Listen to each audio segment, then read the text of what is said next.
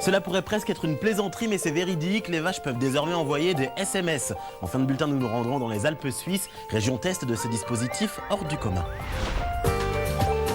Et on débute nos prévisions par l'Europe où une perturbation active s'étira du Portugal au sud de l'Angleterre.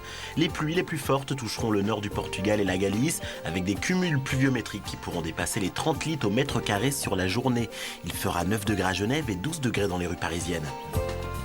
Du côté du continent africain, des conditions globalement ensoleillées et sèches sous les températures de saison prévaudront au Maghreb. Il fera 20 degrés à Tunis, 31 degrés à Djibouti, 20 degrés à Johannesburg et 27 degrés à Saint-Denis.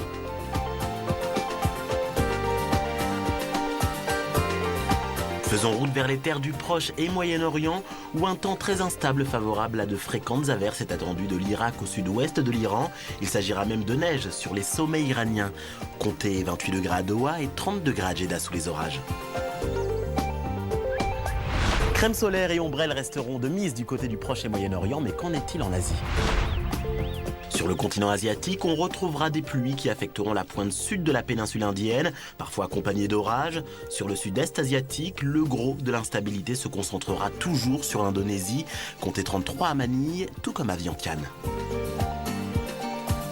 Prochaine étape, l'Amérique du Nord, où de l'air froid s'écoulera du centre du Canada au nord-est des États-Unis. Quelques giboulées sont attendues localement, plus fréquentes à mesure que l'on gagnera le Québec. Il fera 3 degrés à Chicago et 8 degrés dans les rues new-yorkaises.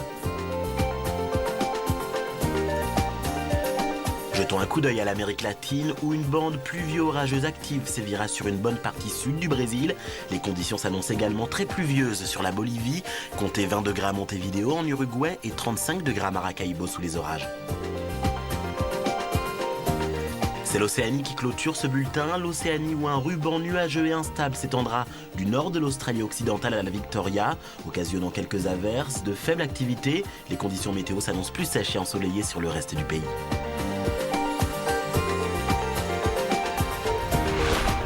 Les vaches peuvent maintenant envoyer un SMS à leur éleveur quand elles sont en chaleur.